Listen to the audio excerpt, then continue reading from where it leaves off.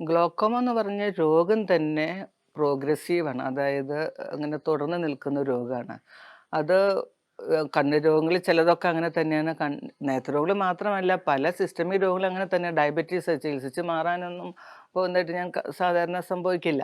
അല്ലെങ്കിൽ hyper tension 25 കൊല്ലമായിട്ട് ബിപിയുടെ മരുന്ന് കഴിക്കുകയാണ്. 15 കൊല്ലമായിട്ട് ഡയബറ്റീസിന് ഇൻസുലിൻ എടുക്കുകയാണ്.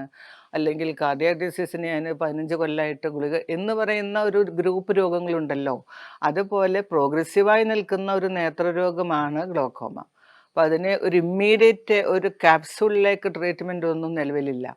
പിന്നെ അതിൻ്റെ എത്ര കാലം വേണ്ടി വരും എന്നൊക്കെ പറയണമെങ്കിൽ രോഗം തുടങ്ങിയിട്ട് എത്ര കാലമായി, അവരെന്തെല്ലാം ചികിത്സ ചെയ്തിട്ടുണ്ട് എന്നതിനൊക്കെ ആശ്രയിച്ചിരിക്കും.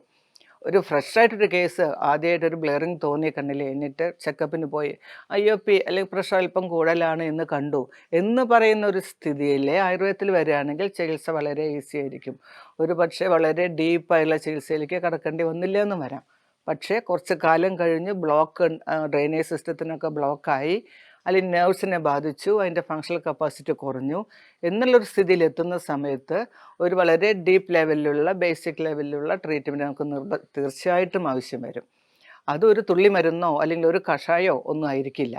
അതിന് ആ ഡ്രെയിനേജ് ചാനൽസിനെ നമുക്ക് ക്ലീനപ്പ് ചെയ്യണം. രണ്ടാമത് നമുക്ക് ഓപ്റ്റിക് നെർവ്സിനെ നമുക്ക് ഫങ്ഷണലി നമുക്ക് ഇമ്പ്രൂവ് ചെയ്തെടുക്കണം. എങ്കിൽ മാത്രമേ പ്രോബ്ലം സോൾവ് ചെയ്യാൻ പറ്റുള്ളൂ. അതിന് ഒരു ഇൻപേഷ്യൻ്റ് ലെവലിലുള്ള ചികിത്സ തന്നെ വേണ്ടി വരും.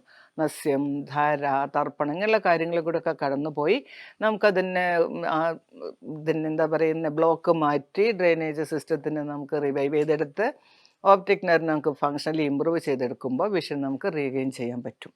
അതാണ് എൻ്റെ അനുഭവം. മാതയിൽ അതാണ് ചെയ്തുകൊണ്ടിരിക്കുന്നത്.